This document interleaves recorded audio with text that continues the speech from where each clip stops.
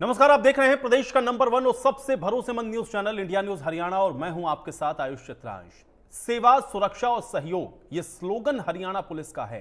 Police हमेशा नागरिकों की सेवा और सुरक्षा का दावा करते नहीं थकती, लेकिन अंबाला के एक परिवार ने पुलिस ने इसी दावे पर सवाल उठा दिए हैं। दरअसल अपने जवान बेटे को खोने वाला परिवार 13 महीने से इंसाफ के इंतजार में है, लेकिन हत्या के आरोपी महिला पार्षद पुलिस की पकड़ से दूर है। यह हाल तब है जब आरोपी पार्षद रूबी सौदा के खिलाफ गिरफ्तारी वारंट भी जारी हो चुका है, लेकिन पुलिस उसको पकड़ नहीं पा रही है। अब न्याय की गुहार को लेकर के पीड़ित परिवार गृह मंत्री अनिल विज के पास तक पहुंचा। पीड़ित परिवार ने न्याय न मिलने पर आत्महत्या करने की चेतावनी भी दे दी है। परिवार का आरोप यह है कि पुलिस प्रशासन रूबी सौदा को बचाने में लगा हुआ है। अब सवाल यह है कि आखिर पुलिस रूबी सौदा को क्यों बचाना चाह रही है। बड़ा सवाल यह भी है कि पार्षद की गिरफ्तारी कब होगी, क्योंकि आज तो गृह मंत्री के साथ भी परिवार ने मुलाकात कर ली है। दो तस्वीरें हम आपको दिखा रहे हैं, तस्वीरों से ही इसको आप समझने की कोशिश करिए। गृह मंत्री से गुहार लगाने के लिए परिवार पहुंचता है, गुहार लगाता है कि रूबी सौदा की गिरफ्तारी होनी चाहिए, लेकिन सवाल अभी भी जस का तस बरकरार है कि पार्षद की गिरफ्तारी आखिर कब होगी और क्यों पुलिस प्रशासन उसको बचाने में लगा हुआ है। पहले तो मैं बताना चाहूँगा 16 फरवरी 2021 को लास्ट ईयर मेरे भाई का मर्डर हुआ था, जिसमें मेरी एफआईआर में टोटल 10 बंदे थे, जिसमें 9 बंदे जेल के अंदर जा चुके हैं, जिसमें रूबी सौदा जो एचडीएफ की पार्षद है वो अभी तक गिरफ्तार चल रही है। इसकी मैं गुहार कई जगह लगा चुका हूँ, कई बड़े बड़े अफसरों को लगा चुका हूँ, डीआईजी साहब को, एसपी साहब को, सीएम विंडो पे एप्लीकेशन कहीं डाल चुका हूँ, लेकिन मेरी कहीं से भी कोई भी मेरी सुनवाई नहीं हुई है। तो मैं बहुत उम्मीद के साथ अनिल विज साहब पे आया हूँ, क्योंकि पूरे भारत में मैंने सुना है कि पूरे हरियाणा में पूरे अनिल विज साहब हर एक की बात सुनते हैं।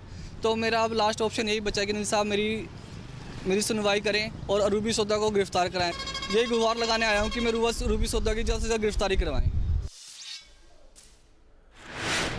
तो पीड़ित परिवार का क्या कहना है ये तो आपने सुन लिया, लेकिन अरुण हत्याकांड को 13 महीने बीत चुके हैं और परिवार को आज भी इंसाफ का इंतजार है। लेकिन सवाल यही है कि आरोपी पार्षद की गिरफ्तारी आखिर कब होगी। एक रिपोर्ट के जरिए आपको दिखाते हैं दरअसल ये पूरा मामला है क्या।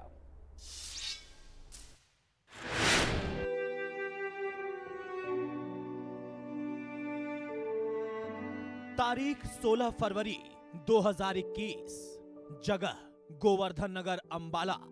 ये वही तारीख है जिसको याद कर आज भी ये परिवार सिहर उठता है। 16 फरवरी 2021 की शाम नरेश के परिवार पर हथियारबंद लोगों ने हमला कर दिया। एक दो नहीं, करीब 1 दर्जन बदमाश हथियारों के साथ नरेश के घर में घुसे।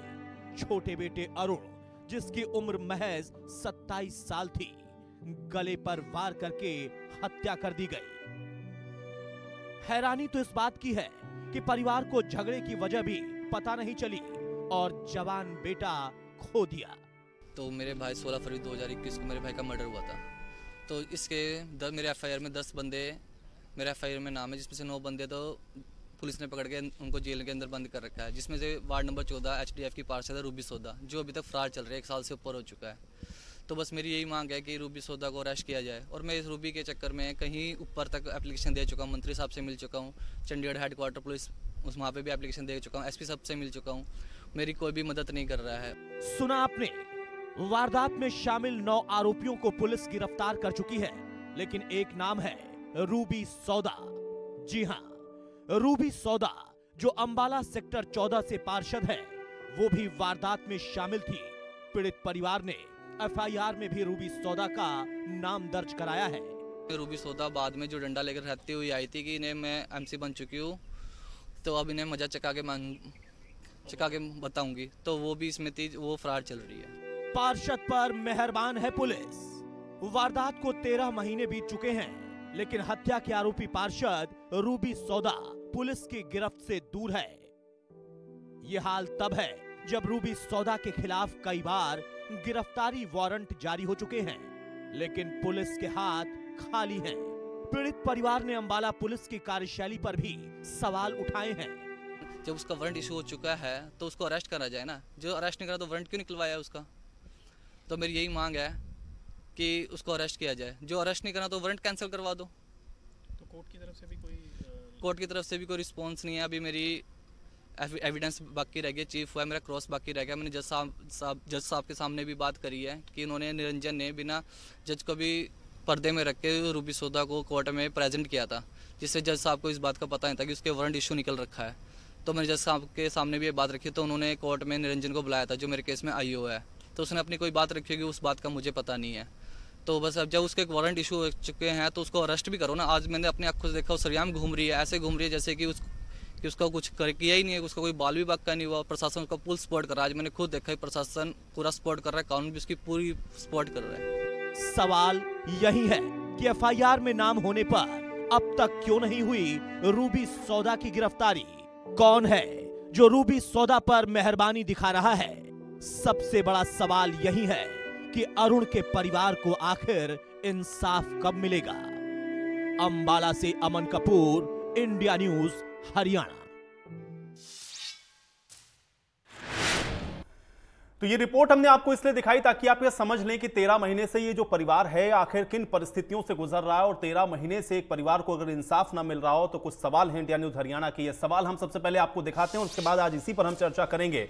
सवाल आज का पहला यही है कि अरुण के परिवार को आखिर इंसाफ कब मिलेगा, क्योंकि 13 महीने इस घटना को बीत चुके हैं। दूसरा अहम सवाल यह है कि हत्या का आरोपी जो कि पार्षद है उसकी गिरफ्तारी क्यों नहीं हो रही है? क्या ऐसी मजबूरी है कि आरोपी पार्षद को पुलिस गिरफ्तार नहीं कर सकी है? तीसरा अहम सवाल इसी से जुड़ा हुआ है, वारंट जारी हो चुका है रूबी सौदा के खिलाफ, लेकिन उसके बावजूद रूबी सौदा आखिर क्यों पुलिस की गिरफ्त से दूर है? 13 महीने से अंबाला पुलिस आखिर क्या कर रही है? ये सवाल भी इसी के साथ जुड़ा हुआ है। और क्या फिर इसको यह माना जाए कि पार्षद पर अंबाला पुलिस मेहरबान है? एक और सवाल बहुत महत्वपूर्ण इसके साथ है कि रूबी सौदा की सदस्यता आखिर रद्द क्यों नहीं की जा रही है? वो क्यों पार्षद के पद पर अभी तक आसीन है? और अहम सवाल यह भी है, चूंकि कार्यशैली है पुलिस की, इसलिए लाई डिटेक्टर टेस्ट में आखिर देरी क्यों की जा रही है? सवाल बहुत महत्वपूर्ण है। एक एक करके इन सारे सवालों को आज हम लोग खंगालने की कोशिश करेंगे कि आखिर ये जो सवाल इंडिया न्यूज हरियाणा उठा रहा है, सबसे अहम यह है कि 13 महीने इस पूरे घटनाक्रम को बीत चुके हैं। पीड़ित परिवार लगातार न्याय की गुहार लगा रहा है, तमाम अधिकारियों से मुलाकात कर चुका है, लेकिन उसके बावजूद भी 13 महीने से अंबाला पुलिस इस पार्षद की गिरफ्तारी नहीं कर सकी है। जबकि 9 लोग इसमें गिरफ्तार हुए हैं, लेकिन पार्षद जिसके खिलाफ वारंट जारी हुआ है उसको अब तक गिरफ्तार ना कर पाना, ये सीधे तौर पर दिखा रहा है कि जरूर इसके पीछे कोई ना कोई चीज ऐसी है जो कि काम कर रही है। और आखिर वो कौन लोग हैं जो कि इसको बचाने की कोशिश कर रहे हैं? कार्यशैली सीधे तौर पर अंबाला पुलिस के सवालों के घेरे में है। और सबसे अहम यही है कि 13 महीने में भी अगर पुलिस रूबी सौदा को नहीं गिरफ्तार कर पा रही है तो फिर इसके क्या मायने समझे जाएं? तो आज हम इस पर चर्चा करेंगे। पीड़ित परिवार भी हमारे साथ जुड़ेगा, उनके साथ भी हम जानेंगे कि आखिर क्या दिक्कत है और किस तरह से उनको लगातार जो न्याय के लिए गुहार लगानी पड़ रही है। हालांकि आज गृह मंत्री के साथ मुलाकात जरूर हुई है, लेकिन अब उस मुलाकात के बाद भी जो आश्वासन मिला है अनिल विज की तरफ से, क्या इंसाफ मिलेगा? यह सवाल बहुत है बड़ा। और आप देखें कि यह मामला क्या है, एक बार फिर से आपको समझा देते हैं। 16 फरवरी 2021 को अरुण की हत्या होती है। 13 महीने आप देखिए कि पूरे बीत चुके हैं। उसके बाद अभी तक इंसाफ की गुहार ये परिवार लगा रहा है। घर में घुसकर बदमाशों ने अरुण को मौत के घाट उतार दिया और उसके बाद लगातार परिवार इस आस में है कि उसको इंसाफ मिलेगा। हथियारों के साथ लोग आते हैं, अचानक से घर के अंदर घुसते हैं और उसके बाद तकरीबन 1 दर्जन बदमाश बताए जाते हैं जो कि परिवार के अंदर घुस करके इस जघन्य कांड को अंजाम देते हैं। वार्ड 14 की पार्षद है रूबी सौदा, जिसके ऊपर ये आरोप लगे हुए हैं। और गिरफ्तारी का वारंट जारी होने के बाद भी अब तक आप देखिए कि 13 महीने का वक्त बीत रहा है, लेकिन पुलिस गिरफ्तार नहीं कर पा रही है। पुलिस ने पार्षद समेत 10 लोगों के ऊपर यह मामला दर्ज किया था। 9 लोगों की गिरफ्तारी हो चुकी है, लेकिन जो पार्षद है रूबी सौदा उसको अब तक गिरफ्तार नहीं किया गया है। 9 आरोपियों को पुलिस ने गिरफ्तार किया, लेकिन रूबी सौदा को गिरफ्तार ना किया जाना भी इस बात को दर्शा रहा है कि आखिर क्या वजह है कि अंबाला पुलिस रूबी सौदा को गिरफ्तार नहीं कर पा रही है। वारंट जारी होने के बाद भी गिरफ्तारी अगर ना हो तो कार्यशैली के ऊपर सवाल उठना लाजमी है। आखिर ऐसी क्या मजबूरी है कि रूबी सौदा को गिरफ्तार नहीं किया जा सका है? क्योंकि 13 महीने से यह पार्षद खुलेआम घूम रही है। इससे आप अंदाजा लगाइए वो पीड़ित परिवार जिसमें मुख्य आरोपी के तौर पर रूबी सौदा का भी नाम है, वो किस तरह से इस पूरे घटना को प्रभावित कर सकता है। तमाम ऐसी चीजें हैं जो किसके पीछे होंगी। आप देखिए कि उस परिवार के ऊपर भी किस तरीके से खतरे की स्थिति हो सकती है, संकट हो सकता है। तमाम तरह के जो आप समझ सकते हैं कि इस मामले को जो प्रभावित करने वाले तत्व हैं वो एक्टिव हो सकते हैं, क्योंकि रूबी सौदा भी आप देखिए कि ये बाहर खुलेआम घूम रही हैं और इसलिए यह सवाल उठता है कि 13 महीने बीतने के बाद भी अगर पुलिस इसको गिरफ्तार न कर सकी हो तो फिर आखिर ऐसी पुलिस की क्या मजबूरी है और पुलिस ऐसा क्यों कर रही है, क्या उसको बचाने की कोशिश हो रही है? ये बहुत महत्वपूर्ण सवाल है। आज हम इस पर जरूर चर्चा करेंगे, जानने की कोशिश होगी कि आखिर पुलिस 13 महीने से कर क्या रही है। 9 लोगों को अगर गिरफ्तार कर सकती है तो फिर रूबी सौदा को गिरफ्तार करने में आखिर पुलिस को क्यों दिक्कतें हो रही हैं, पुलिस क्यों गिरफ्तार नहीं कर पा रही है और पीड़ित परिवार जो न्याय की उम्मीद लगाए बैठा है उसको न्याय आखिर कैसे मिलेगा जब इसमें एक आरोपी अभी भी गिरफ्त से दूर हो, बाहर हो, उसके खिलाफ गिरफ्तारी का वारंट भी हो लेकिन उसके बावजूद भी उसकी गिरफ्तारी ना हो पा रही हो। आप अंदाजा लगाइए कि किस तरह से ये जो पीड़ित परिवार है वो लगातार परेशान हो रहा होगा। तो ये पूरा मामला वाकई में बेहद हैरान और परेशान करने वाला है और आज हम इसी पर चर्चा करेंगे। पीड़ित परिवार हमारे साथ जुड़ा हुआ है, मैं उसका भी रुख करूंगा। बरखा त्रिहन हमारे साथ हैं, सामाजिक कार्यकर्ता हैं। बरखा त्रिहन जी, आपका भी स्वागत है। अनामिका पराशर जी हमारे साथ जुड़ चुकी हैं, वरिष्ठ अधिवक्ता हैं। अनामिका पराशर जी, आपका भी स्वागत। और रिटायर्ड IPS महाराज सिंह जी भी हमारे साथ जुड़े हुए हैं। महाराज सिंह जी, आपका भी स्वागत है। सबसे पहले मैं पीड़ित परिवार का रुख करूंगा क्योंकि अरुण के भाई हमारे साथ जुड़े हुए हैं। दीपक, आपसे मैं ये जानना चाहूंगा, चूंकि आज आप लोगों ने गृह मंत्री के साथ मुलाकात की है, पहले तो मुझे ये बताएं कि वहां से आप लोगों को क्या आश्वासन मिला है, क्योंकि 13 महीने से आप लोग लगातार परेशान हो रहे हैं। 13 महीने से आप लोगों ने तमाम अधिकारियों के चक्कर काटे हैं, लेकिन आज गृह मंत्री से मुलाकात के बाद आपको लग रहा है कि जो आश्वासन आपको मिला है उससे आपको ये उम्मीद जगी है कि रूबी सौदा की गिरफ्तारी होगी? सर, मुझे तो लगता नहीं है। अब जब गिरफ्तारी होगी तभी पता लग सकता है कि गिरफ्तारी होगी या नहीं होगी। लेकिन मैं आपके चैनल के माध्यम से तभी पता लग सकता है कि गिरफ्तारी होगी या नहीं होगी। लेकिन मैं आपके चैनल के माध्यम से एक बात पूछना चाहता हूँ। मुझे ये ध्यान आया, जब मैं 21 तारीख मीटिंग में कमिश्नर साहब की मीटिंग थी रूबी सौदा की, तो वो HDF की पार्षद है रूबी सौदा, और बीजेपी के नेता संदीप सचदेवा जी उसे साथ ले घूमते हैं। पहले तो मुझे ये बात क्लियर करने की, वो HDF की पार्षद है या बीजेपी की पार्षद है, कि इससे तो साफ क्लियर हो रहा है ना कि पुलिस गिरफ्तार क्यों नहीं कर रही है। तो इससे प्रशासन के साथ साथ सरकार का भी साथ दिया जा रहा है। एक तो HDF की पार्षद है रूबी सौदा और साथ उसका दे जा रहा है संदीप सचदेवा जी हैं, वो बीजेपी के नेता हैं जी, वो पार्षद भी हैं। तो वो उसको साथ लेके मैडम के कमरे मिलने जाते हैं, रेणु फुलिया जी के, और कमरे से बाहर लेके भी संदीप सचदेवा जी आते हैं और मीडिया के सामने भी कहते हैं कि ये बेगुनाह दलित परिवार से तो मैं भी संबंध रखता हूँ सर।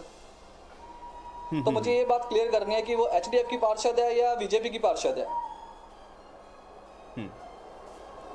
ठीक है, चलिए नरेश जी भी हमारे साथ हैं, पिता हैं। मैं इनका भी रुख करूंगा। नरेश जी, देखिए मैं समझ सकता हूं चूंकि 13 महीने से आप लोग इंसाफ के लिए लगातार इधर उधर भटक रहे हैं, लेकिन उसके बावजूद ही 13 महीने से जो रूबी सौदा है उसकी गिरफ्तारी नहीं हुई है। इसको आप किस तरह से देखते हैं और क्या आपको उम्मीद है, क्योंकि आप लोगों ने भी कोशिश करी कि चलिए गृह मंत्री से भी आप लोग मिल लेते हैं, लेकिन आपको लग रहा है कि इसके पीछे जरूर कोई ना कोई ऐसे तत्व हैं जो काम कर रहे हैं या बचाने की कोशिश हो रही है?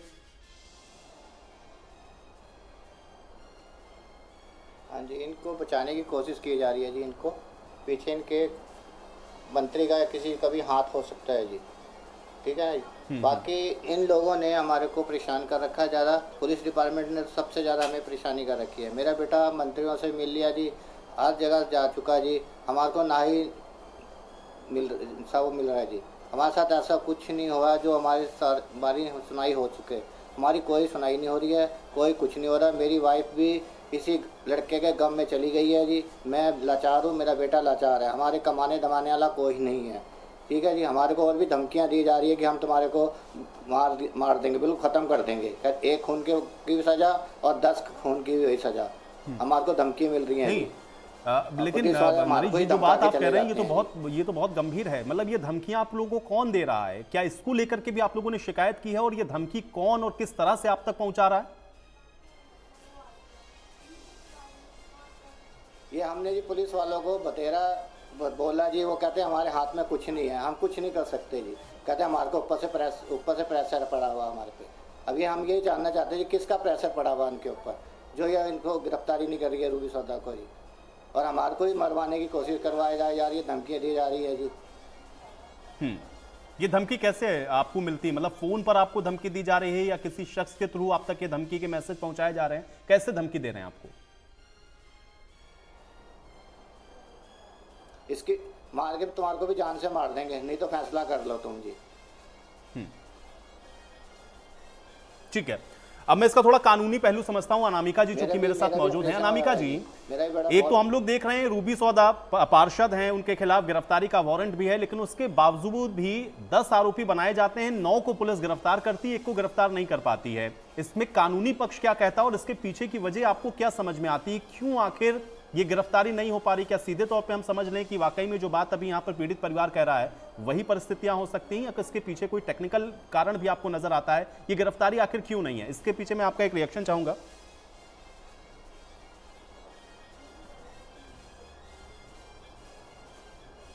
घटना होती है, वो घटना तभी क्यों तफ्सीस में आती है जब मीडिया उस पर कुछ पहल करता है, क्योंकि जनता और कानून के बीच की जो कड़ी है वो पुलिस है। जब पुलिस किसी को पकड़ती है, पुलिस उसके ऊपर कार्रवाई करती है, उसके बाद उसके ऊपर कोर्ट की कार्रवाई शुरू होती है। तो हमें ये नहीं समझ में आ रहा कि जब 2-2 बार यहाँ पे वारंट निकल चुके हैं उनके नाम के, उसके बावजूद भी आज तक रूबी सौदा को अरेस्ट नहीं किया गया, बल्कि जो एक कहते हैं टेक्निकली अपने आप को करेक्ट करना, तो ये पुलिस अपने आप को टेक्निकली करेक्ट कर रही है कि पहले एफएसएल से हमें उनका लाई डिटेक्टर टेस्ट कराना है, फिर हमें करनाल से नहीं हुआ, अब हमें अंबाला से कराना है, अब हमें अंबाला से नहीं हुआ, हमें चंडीगढ़ से कराना है। तो वो कहते हैं ना कि जैसे टेक्निकली अपने आप को करेक्ट करके चलना, तो ये क्लू भी जो है उनको पुलिस वो प्रोवाइड कर रही है। ये डायरेक्शन उनको कोर्ट नहीं दे रहा कि आप इस तरीके की चीजें करिए, ये उनको पुलिस सजेस्ट कर रही है। तो मुझे ये नहीं समझ में आ रहा कि जैसे हमने अभी इस केस के बारे में जो मैंने अभी पढ़ा, उसमें ये भी आया कि जो आईओ हैं उनके तरफ से ये बयान आ रहा है कि हमें ऐसा कुछ भी उनके अगेंस्ट में मिला नहीं है कि जिसके अगेंस्ट हम उनको गिरफ्तार कर सकें। तो मेरा ये कहना है कि क्या पुलिस जो है अपने आप में न्यायालय है? क्या वो खुद में न्यायालय है? क्या वो अपने आप ही डिसीजन ले सकता है कि हाँ एविडेंस पाए गए हैं वो वैलिड है या नहीं है? तो फिर कोर्ट क्या कर रही है? जब तक आप किसी भी अग्रीव्ड के चीजों को लेकर के, उनकी समस्याओं को लेकर के आप कोर्ट तक नहीं आएंगे, तब तक लोगों का कोर्ट पे विश्वास कैसे होगा?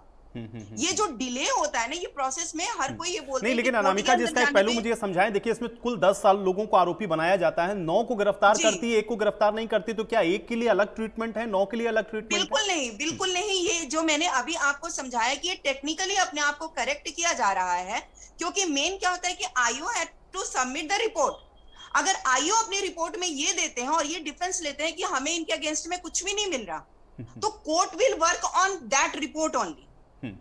तो यहाँ पे आईओ का जो एक ये बायस्ड, मैं sorry to use this word, but ये जो बायस्ड नेचर मुझे ये दिख रहा है कि वो अपने आप ही इस चीज को जस्टिफाई कर रहे हैं कि हमारे स्टेटस रिपोर्ट में इस तरीके की इन्वेस्टिगेशन में कोई भी चीज नहीं पाई गई है। तो ये कहीं ना कहीं एक तरफा ये कानून को अपनी तरीके से घुमा करके चीजों को करने वाली बात है, क्योंकि जहां पे इतना बड़ा लॉस हुआ है, ह्यूमन लॉस हुआ है, डेथ हुआ है, वहां पे इन चीजों का आना और 13 मंथ तक सिर्फ उसके अरेस्ट का वेट करना, तो ये तो कानून के ऊपर सवाल है। और जिसमें कि हम ये पाते हैं कि जो हमारे बीच की कड़ी है, पुलिस एंड कोर्ट के बीच की जो बात होती है, जो एक चीज होती है कि पुलिस प्रोसीड करती है, देन कोर्ट उसके ऊपर आगे फर्दर प्रोसीडिंग लेकर के जाता है, वो चीज यहाँ पे लैकिंग दिख रही है। चलिए, आपने बहुत टेक्निकल बात बताई। मैं चूंकि अब यहाँ पर पुलिस पर बार बार सवाल है, मैं महाराज सिंह जी का रुख करूंगा, चूंकि एक्स IPS हैं, मुझे लगता है कि वो और बेहतर बताएंगे। महाराज सिंह जी, चूंकि आप तो उस व्यवस्था के अंदर रहे हैं, आज जिस पुलिस के ऊपर सवाल उठ रहा है, 13 महीने बीतने के बाद अगर एक पार्षद को, या फिर हम ये कहें कि एक एक्यूज को अगर गिरफ्तार न कर पा रही हो, तो जाहिर बात है कि इसके पीछे फिर जो पीड़ित परिवार कह रहा है वो तमाम ऐसी चीजें हैं जो हो सकता है कि काम कर रही हो। लेकिन आप चूंकि उस व्यवस्था के अंदर रहे हैं, क्या ऐसी मजबूरी हो सकती है कि 13 महीने के बाद भी पुलिस एक आरोपी को गिरफ्तार न कर पा रही हो, और उसके पीछे के जो कारण बताए जा रहे हैं, क्या वाकई में इस तरीके से होता है? क्योंकि आप, मुझे लगता है, इसको बेहतर समझा सकते हैं महाराज सिंह जी।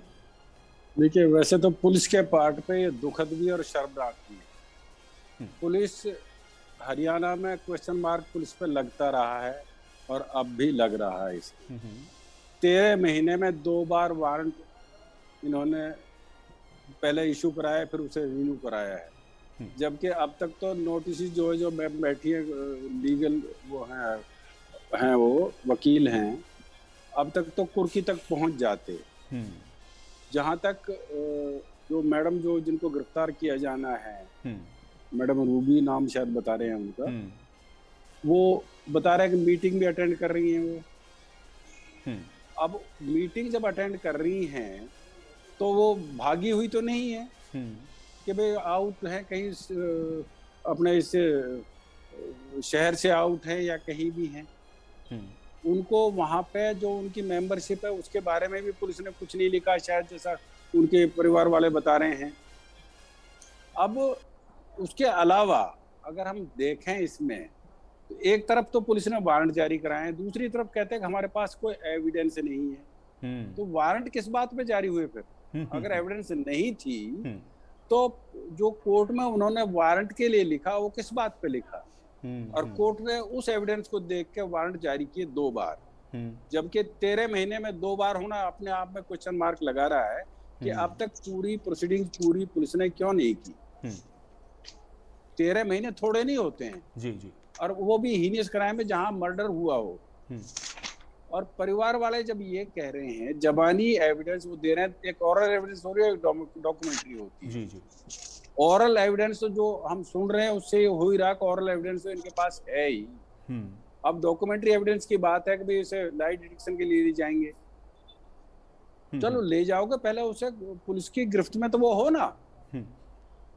अब एक तरफ वारंट जारी आपने करा रखी, तो जो मैम कह रही थी हमारी वकील साहबा कि टेक्निकली अपने आप को करेक्ट करने की कोशिश की जा रही है कि कागजों में पुलिस ना फंसे और ये जो मुकदमा ये जाए जहन्नुम में जाए, जो उसके पब्लिक वाले भी जाएं, और जिनका वो आदमी गया है, एक बूढ़े माँ बाप का जवान बेटा गया है। अब आप इसको सोच के देखिए, उनके जगह खड़े नहीं, बिल्कुल हम लोग समझ सकते हैं ये, और वाकई में ये बहुत हैरान कर देने वाला है। इसीलिए आज हम लोग यहाँ बैठे भी हैं चर्चा में भी कि आखिर किसी भी तरह से न्याय तो इसमें होना चाहिए। दीपक हमारे साथ हमारे सहयोगी जुड़े हैं, मैं महाराज जी में आपके पास आऊंगा। दीपक शर्मा भी हमारे साथ हमारे सहयोगी जुड़ चुके हैं। दीपक, 13 महीने बीतने के बाद भी जो हम लोग अभी कार्यशैली देख रहे हैं अंबाला पुलिस की, तो सीधे तौर पर दिख रहा है कि आखिर ऐसी क्या मजबूरी हो सकती है कि 10 आरोपी में से आप 9 को गिरफ्तार कर पा रहे हैं, 1 को आप गिरफ्तार नहीं कर रहे हैं। ऊपर से वो हमको दिख भी रहा है कि वो मीटिंग्स में भी जा रहे हैं, तमाम तरह की जगहों पर उनकी हमको जो प्रेजेंस है वो भी नजर आ रही है। वजह क्या नजर आ रही है दीपक, और कैसे देख रहे हैं इस पूरे घटनाक्रम को आप?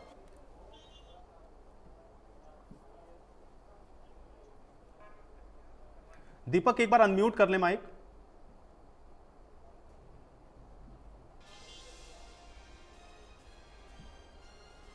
चलिए दीपक, मैं आपको रोकूंगा, आपकी ऑडियो मुझ तक नहीं आ रही, मैं दोबारा से आपका रुख करूंगा। तब तक मैं सामाजिक कार्यकर्ता हमारे साथ जुड़ी हुई है बरखा जी, मैं उनका रुख करता हूं। बरखा जी, आप इसको किस तरह से देखेंगे, क्योंकि सामाजिक कार्यकर्ता होने के नाते भी जो पीड़ा इस समय ये परिवार इस समय भुगत रहा है, और जो कार्यशैली है पुलिस, जिससे लोग उम्मीद करते हैं कि कम से कम फौरी तौर पर तो वहां से ही उसको हेल्प मिलेगी, बाद में न्याय उसको न्यायालय से मिलता रहेगा। लेकिन अगर ऐसी परिस्थितियां बन रही हों जहां पर पुलिस ही 13 महीने से उस आरोपी को गिरफ्तार न कर रही हो वारंट निकालने के बाद भी, इसको आप किस तरह से देखते हैं?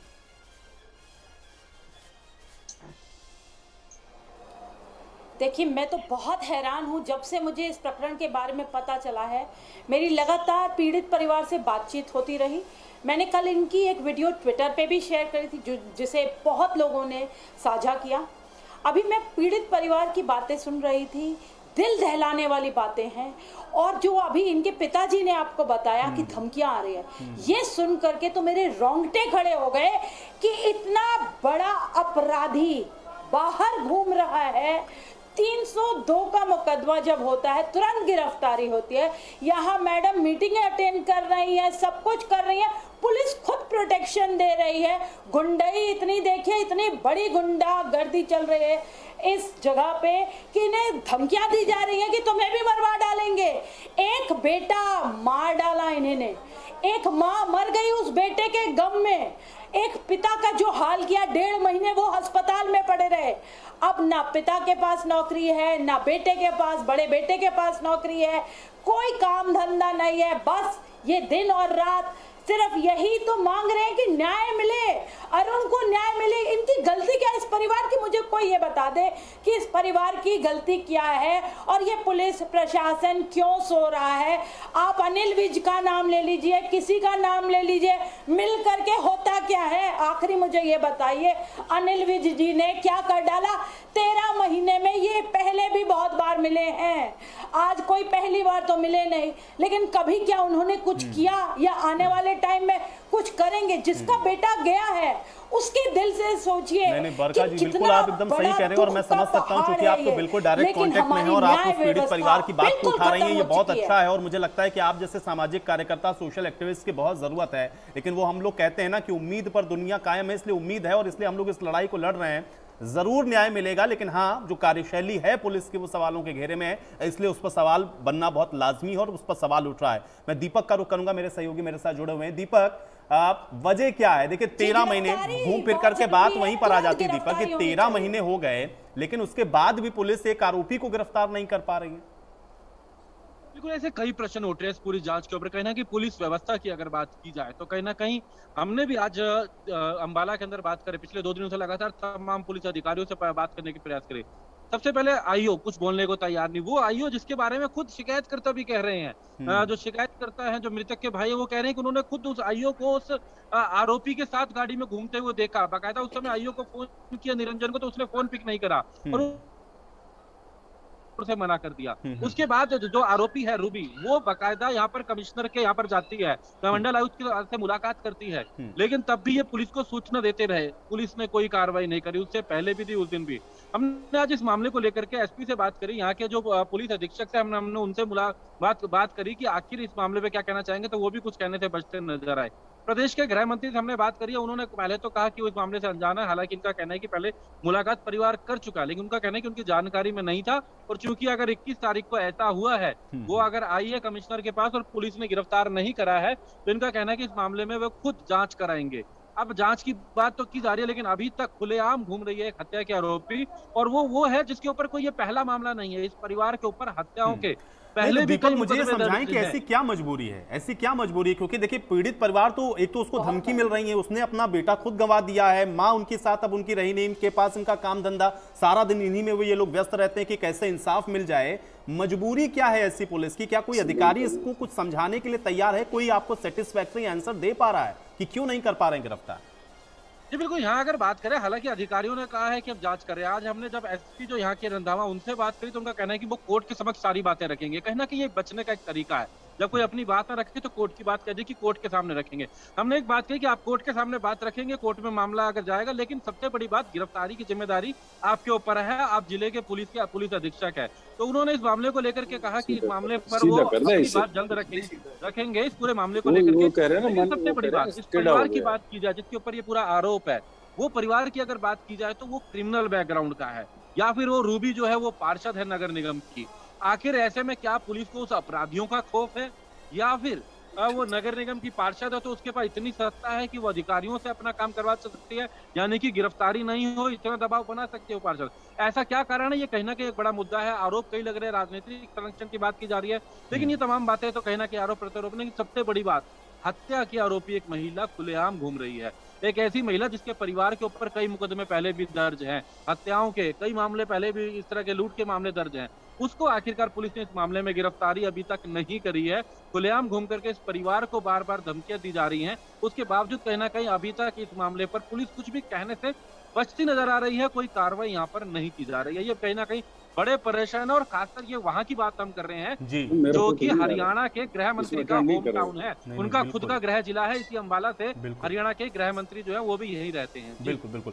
दीपक, चूंकि अभी जो आपके पिताजी ने बताया कि आप लोगों को धमकियां मिल रही हैं, और उसके अलावा जो आप लोग 13 महीने से लगातार अधिकारियों के चक्कर, पुलिस कर्मियों के चक्कर काट रहे हैं कि भाई देखिए इसकी गिरफ्तारी करिए, कोई अधिकारी क्या कभी कुछ सेटिस्फैक्टरी बात आपको बता पाया है, कुछ समझा पाया है कि भाई क्यों गिरफ्तार नहीं कर पा रहे हैं?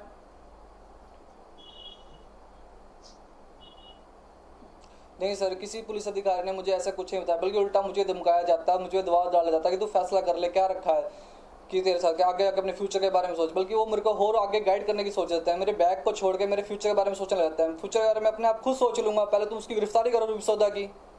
और सबसे पहले मैंने आपको एक क्वेश्चन भी पुट किया था कि मुझे तो ये नहीं समझ आ रहा कि वो एचडीएफ की पार्षद है या बीजेपी की पार्षद है, क्योंकि जो एचडीएफ की पार्षद है तो बीजेपी के नेता के साथ क्यों घूम रही है संदीप सचदेवा जी के साथ? मेरे को तो पहले ये बात क्लियर नहीं हो रही, तो इससे तो क्लियर हो रहा है कि सरकार भी साथ दे रही है उसका। चलिए ठीक है, ये जरूरी नहीं है कि वो किसी पार्टी से पार्षद है तो हो सकता है कि वो साथ दे रहा हो, लेकिन हाँ पुलिस जो नहीं कर रही है, जो उसकी जिम्मेदारी है वो तो जरूर होना चाहिए। और इसलिए मुझे लगता है कि इस पर जो है संज्ञान लेने की जरूरत है और इस पर जरूर कार्रवाई होनी चाहिए। हमारे साथ चूंकि जी उसकी गिरफ्तारी बहुत जरूरी है, 13 महीने तो सर उसकी गिरफ्तारी हुई नहीं है बिल्कुल भी। नहीं ठीक है, मैं समझ सकता हूँ, मैं दीपक में समझ सकता हूँ आपकी बात को, लेकिन दीपक एक चीज मुझे और थोड़ा सा बताएं। बट यहाँ पर तो देखा जा रहा है कि पुलिस और प्रशासन दोनों एक दूसरे को बचा रहे हैं, दोनों कोई सवाल का जवाब नहीं दे रहे। और बड़ी बात तो यह है कि गिरफ्तारी कब होगी, जस्टिस कब मिलेगा इस परिवार को, सिर्फ हमें यहाँ पे जस्टिस की बात करनी है। जस्टिस कब, न्याय कब मिलेगा? जो लड़का मर गया, उसकी माँ भी मर गई, क्या ये पिता कभी जस्टिस देख पाएगा? कभी इस परिवार को जस्टिस मिलेगी? हमारा मेन मुद्दा यह है कि रूबी सौदा को तुरंत गिरफ्तार किया जाए।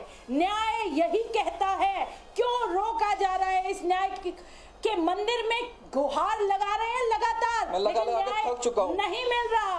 कब मिलेगा न्याय? जी बहुत परेशान हो चुके हैं, हमारा कोई जरिया नहीं है। लास्ट ऑप्शन तो यही बचा है, मैं सच कह रहा हूँ, मैं अपने परिवार को जहर खा के मैं सुसाइड करूंगा, इसका जिम्मेदार प्रशासन और कानून होगा। कानून क्योंकि मैं थक चुका हूँ, ना मेरे पे खाने के लिए पैसे बचे हैं, ना रोटी पानी के बचे। 1 साल से अपने घर बैठा हूँ मैं, और सरकार कानून मुझे बिल्कुल देखिए दीपक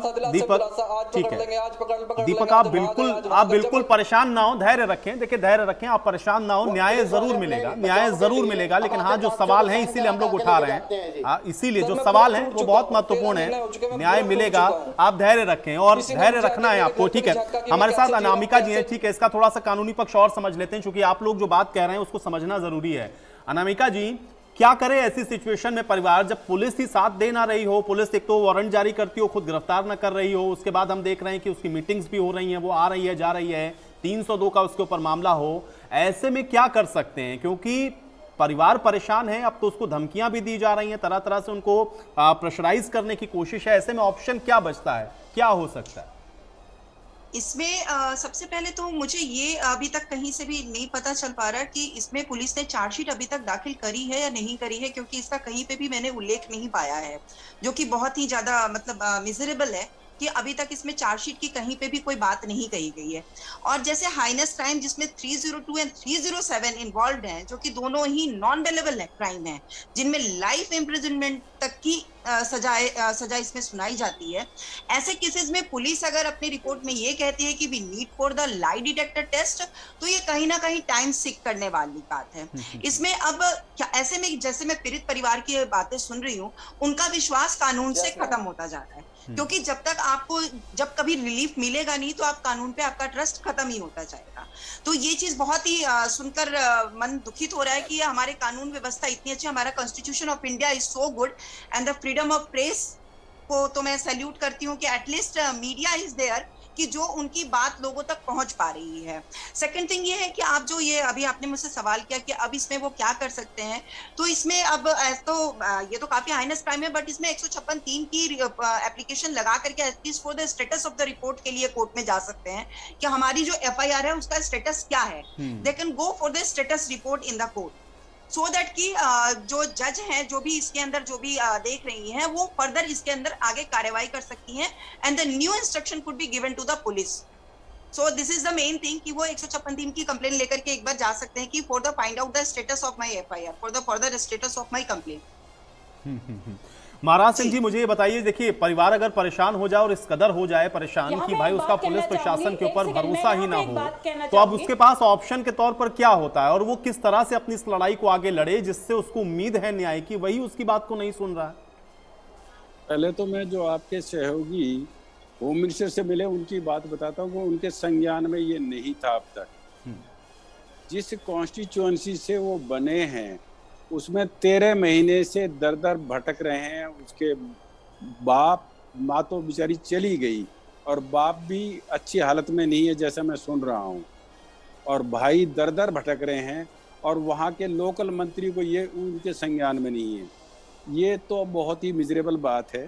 दूसरी बात ये है कि जब कोई हीनियस क्राइम दर्ज होता है तो उसकी रिपोर्ट फौरी तौर पे सीनियर्स को भी जाती है, जिसके पास मिनिस्ट्री ऑफ होम होती है, जो उसका इंचार्ज मंत्री होता है उसको भी सुबह सुबह जो क्राइम रिपोर्ट जाती है वो उसको भी एक कॉपी जाती है।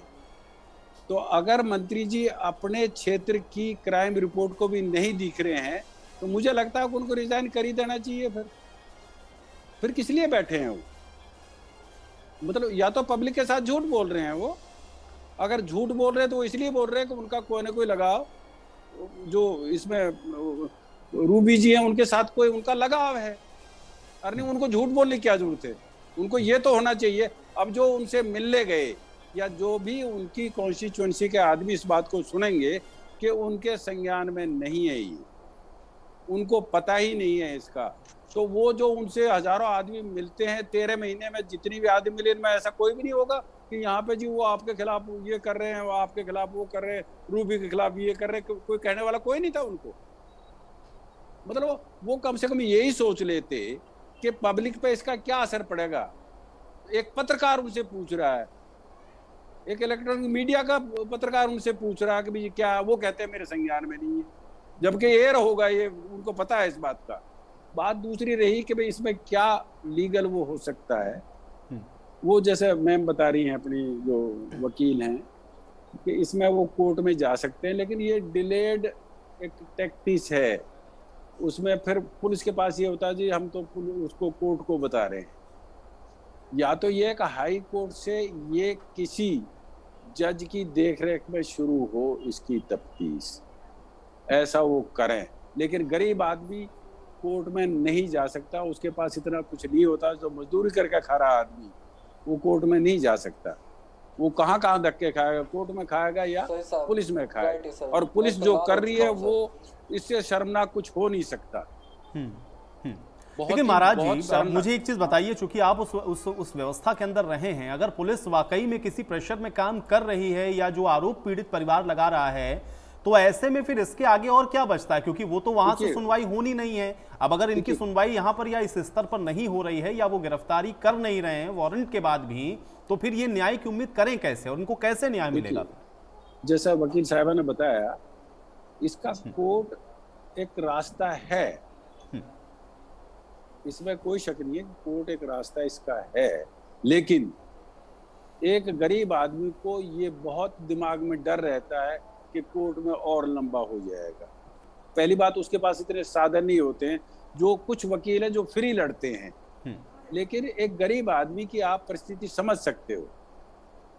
हमें कहने को तो ये बहुत बातें आसान लगती हैं, लेकिन गरीब आदमी की जब आप मानसिकता को समझोगे, उसको समझोगे तो पता चलेगा वो इस बात से कि मैं कहाँ धक्के खाऊंगा।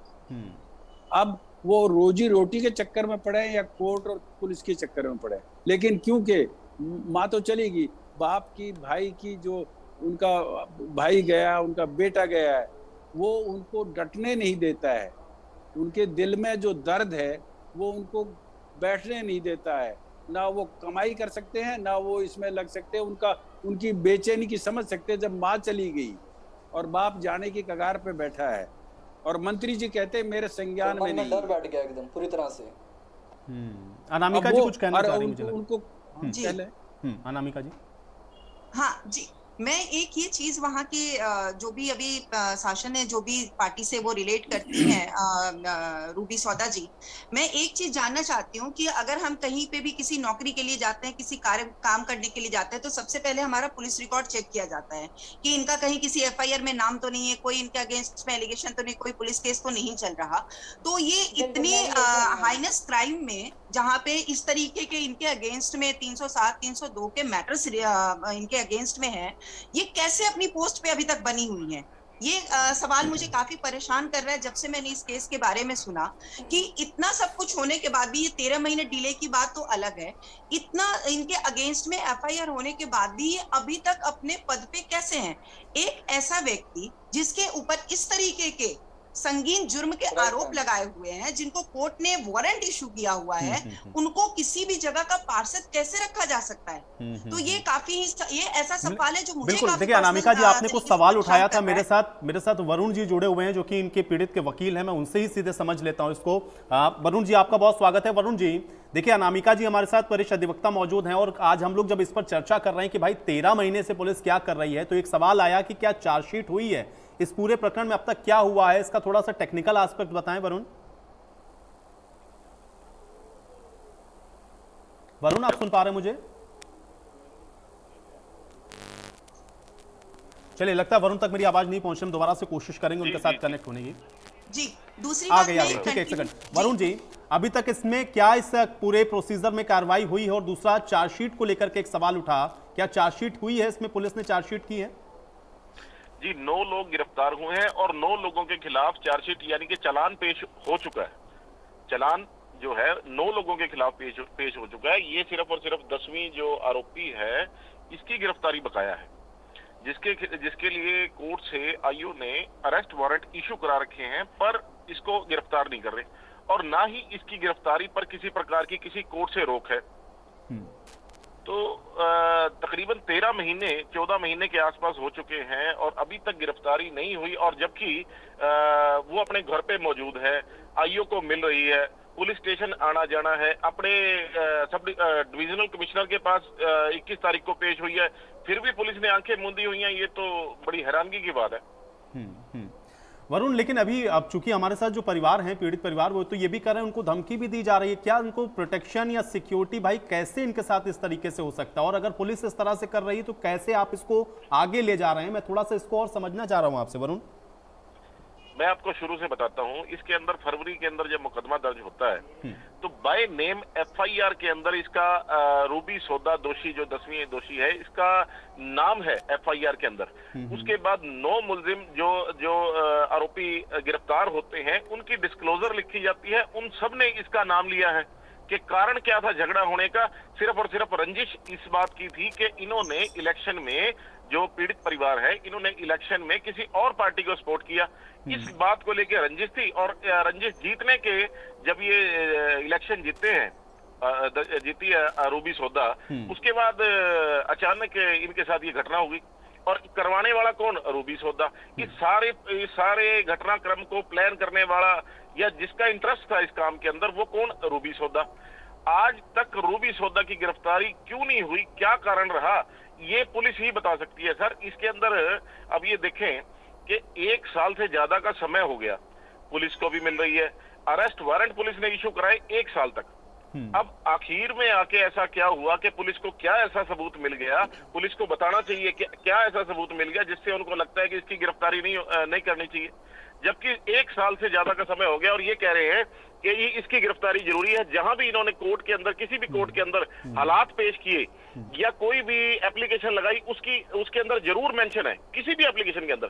पर जब ये अब आखिर में आके 13 महीने बाद अब इनको अचानक किसने इन्फ्लुएंस किया, किसने दबाव डाला या क्या कारण रहा ये गिरफ्तारी नहीं कर रहे हैं उसकी, तो ये हमारी समझ से बाहर है। लाई डिटेक्टर टेस्ट की, जी वरुण जी क्या कह रहे हैं? टेस्ट की इन्होंने एप्लीकेशन फाइल की, जबकि ये जानते थे, पहले से जानते थे कि मधुबन के अंदर तो इनके पास लाई डिटेक्टर टेस्ट कराने के लिए कर्मचारी मौजूद नहीं है। तो वरुण, क्या सीधे तौर पर बचाने की कोशिश के तौर पर इसको हम लोग देखें, क्योंकि और कोई तो रीजन फिर इसके पीछे हो नहीं सकता है, क्योंकि उनके पास कोई आंसर ही नहीं है। आपने जब नाम है, चार्जशीट है, आपने वारंट जारी किया, इशू किया हुआ है, फिर गिरफ्तारी क्यों नहीं? आपके तो ऑफिस तक आ रही है वो। और मैं आपको बताता हूं, इसके अंदर जब वारंट इशू कराया गया तो वारंट इशू कराते हुए जो आईओ ने लैंग्वेज लिखी है, उसने एड्रेस जो इसका बताया है वो वाल्मीकि बस्ती का बताया है, जबकि ये गोवर्धन नगर से एमसी है, वहीं के रहने वाली है। तो आप ये समझ सकते हैं कि किस हद तक कोर्ट को भी, न्यायालय को भी गुमराह करने की कोशिश की गई है और किसके दबाव में की गई है। क्या कारण रहा इस बारे हम एक अंदाजा ही लगा सकते हैं, पर यह कंफर्म है कि पुलिस इसको बचाने के लिए अपनी पूरी ताकत लगा रही है। एड्रेस भी चेंज कर दिया। अनामिका जी, अब आप क्या कहेंगे? जी, अभी एक चर्चा हुई थी कि हाईकोर्ट में जाने की बात हुई थी, मैं उस चीज का उल्लेख करना चाहूंगी कि चाहे हम पीड़ित परिवार जो है हाईकोर्ट भी पहुंच जाए, बट हाईकोर्ट भी आदेश तो फिर पुलिस को ही देगी कि पुलिस इस पे रिपोर्ट फर्दर सबमिट करे। तो जहां बात पुलिस की आती है, अगर पुलिस ही इस तरीके से बायस रूप से है और जो रूबी सौदा जी हैं, जो एक्यूज्ड पर्सन है, उसको साथ में लेकर के प्रोटेक्ट कर रही है, उनको प्रोटेक्शन दे रही हैं, तो यहाँ पे तो आप हाईकोर्ट क्या, आप सुप्रीम कोर्ट भी आ जाओगे तो डायरेक्शन तो पुलिस को ही दिया जाएगा फर्दर रिपोर्ट सबमिट करने के लिए। तो इसमें कोर्ट की जो भूमिका है, कोर्ट यहाँ पे जो कहते हैं कि जिसके थ्रू काम करना है, अगर वही आगे की प्रोसीडिंग नहीं करेगा। और एक चीज और ये बात मैं इसमें मेंशन करना चाह रही थी कि जो भी पीड़ित परिवार है उनको ऑलरेडी कोर्ट के तरफ से पीपी प्रोवाइडेड है, पब्लिक प्रोसिक्यूटर उनको प्रोवाइडेड है। तो ऐसा नहीं है कि उनकी आर्थिक स्थिति अगर ऐसी नहीं है तो कोर्ट उनको ऐसे छोड़ देगी या कोर्ट उनकी मदद नहीं करेगी। कोर्ट्स के अंदर डीएलएस भी होते हैं, लीगल सेल वगैरह भी होते हैं जहाँ पे आपको फ्री लीगल एड वगैरह मिलता है। तो इन सब चीजों की बहुत सारी चीजें हैं जो कोर्ट में आने के बाद ही ये सुविधाएं आपको मिल सकती हैं, लेकिन कोर्ट तक लाने वाली हमारी पुलिस प्रशासन ही है जो रिपोर्ट सबमिट करती है, जो अक्यूज्ड को मजिस्ट्रेट के आगे पेश करती है। जब तक कि अक्यूज्ड को पुलिस प्रोटेक्ट करती रहेगी, इसमें कहीं भी न्याय की कोई उम्मीद नहीं दिख रही है मुझे तो। बरखा जी, चूंकि आप तो एक्टिविस्ट हैं, आप तो जुड़ी हुई हैं परिवार के साथ और आप उनके दुख दर्द को समझ रही हैं, क्योंकि जब ये इस तरह की सिचुएशन बन जाए जिससे हम उम्मीद कर रहे हो और वही हमारी उम्मीद के ऊपर पानी फेर रहा हो, अब आप इस लड़ाई को कैसे आगे ले जा रहे हैं? देखिए, यहाँ पर मुझे साफ साफ दिख रहा है पावर गेम, मनी गेम। अभी मेरे पिताजी से बात हुई थी, उन्होंने मुझे ये भी बताया कि वो कहते हैं कि तुम्हें भी मारवा देंगे, पैसा पानी की तरह बहा देंगे। तो ये कितनी दुर्भाग्यपूर्ण स्थिति है कि अनिल विज जी कह रहे हैं कि उन्हें इन बातों का पता ही नहीं है। उनकी जहां पे वो रहते हैं वहां धड़ल्ले से गुंडागर्दी चल रही है। ये महिला, अब बार बार आप लोग जी लगा रहे, मैं तो बिल्कुल नहीं लगाऊंगी जी। क्रिमिनल, पूरी बड़ी क्रिमिनल माइंडेड महिला, मास्टरमाइंड महिला, जिसने मारा एक लड़के को, बिल्कुल हत्या की उसकी बिना उसके किसी कसूर के। उसकी गम में माँ चली गई, पिता 1.5 महीने अस्पताल में रह के आया, उसे इतना मारा पीटा, इनकी पूरी फैमिली तबाह कर दी। और आप लोग जी के बोल रहे हो उसे तुरंत गिरफ्तार करके सजाए मौत होनी चाहिए, उसको तो फांसी मिलनी चाहिए। उसने कितनी सारी जिंदगियां बर्बाद करी है, फांसी भी कम है, मैं तो फांसी की मांग करती हूँ। यहाँ तो अरेस्टिंग भी नहीं हो रही है, लाइफ इम्प्रिजनमेंट की बात कर रहे थे। ऐसे लोगों को फांसी देना चाहिए, किसी और का लड़का नहीं तो मर जाएगा, उसको कौन न्याय दिलाएगा? इस फैमिली को तो न्याय मिल नहीं रहा। मैं तो न्याय की गुहार लगाती रहूंगी।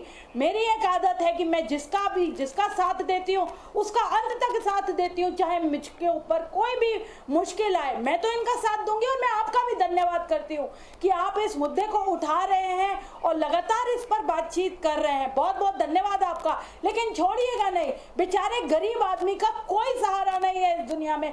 गरीब को और परेशान किया जाता है, अमीरों को देखिए, उनके लिए सब कुछ, पुलिस पूरी उनके साथ लगी हुई है, पुलिस खुद गुंडों को प्रोटेक्शन दे रही है। नहीं बिल्कुल बरखा जी, देखिए आप इनके साथ हैं, आप इनके साथ हैं और जो तथ्य हैं उसके साथ हम भी हैं और हम पूरी कोशिश करेंगे कि इसमें न्याय इस पूरे प्रकरण में जरूर हो।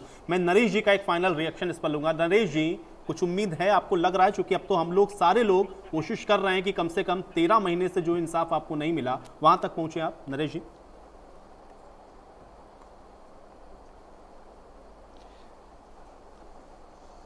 बात ऐसा है सर कि मेरे को अभी तक इंसाफ तो मिला ही नहीं है, ठीक है जी। अब मेरे को एक लड़ी इंसाफ की नजर आ रही है जी, ठीक है जी। मुझे इंसाफ ही चाहिए है सबको। एक तो सजा फांसी होनी चाहिए इनको, और ठीक है जी, जो हमारा कोई कमाने दमाने वाला कोई नहीं है तो हमारा कोई जरिया भी हो जो हम जो रोटी खा सकें जी, ठीक है जी। हम ना निकलने जोगे ना आने जोगे जी कहीं पे। अब घर में हम कब तक बंधे रहेंगे जी? पुलिस प्रोटेक्शन लाचार है बिल्कुल जी, मैं लाचार हूँ जी। कुछ है ऊपर से हमारे को ही पुलिस वाले कहते हैं हम इनको छोड़ देंगे, तुम्हारे को अंदर कर देंगे। हमारे किस जुल्म में अंदर करेंगे जी? है हमारा ही बेटा गया, हमारी वाइफ गई, सर ये डरा धमकाया जा रहा है हमारे साथ ये हालत हो रही है। तुमने केस वापस नहीं लिया तो तेरे को किसी उल्टे केस में फंसा देंगे हम। पुलिस वालों ने मेरे को बोला हमारे किसके पास जाऊँ? मैं तो कानून के पास ही अपनी गुहार लगा सकता हूँ। कानूनी मेरे को डरा रहा है, धमका रहा है, तो मैं किसके पास जाऊँ? धमकी दे रहे चाह रहे हैं सर कि मेरे को किसी न किसी केस के अंदर मुझे इन्वॉल्व करके क्रॉस केस करके इनको बरी करा दिया जाए। और वो मेरे को इस चक्कर में लग रखे हैं कि इनको किसी ना किसी चक्कर में मुझे बनाया, लेकिन मेरे को प्रोटेक्शन है, मैं घर से बाहर ही निकल सकता तो मैं गुनाह कहां से करूंगा? मतलब किसी ना किसी चक्कर से मुझे फंसाने में आईओ लग रखा है पूरा।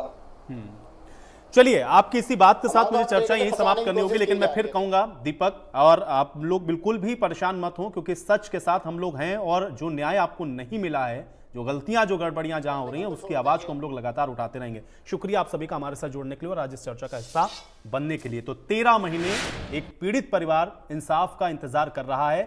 हालांकि जो सवाल उठे हैं, कोशिश हमने लगातार ये की है कि इस पर भी संज्ञान लिया जाए और अब देखना यह है कि इस पर आगे एक्शन क्या होता है। और इंडिया न्यूज इस लड़ाई को आगे भी जारी रखेगा जब तक इस पीड़ित परिवार को इंसाफ नहीं मिलता है। आज बड़ी बहस में मेरे साथ फिलहाल इतना है।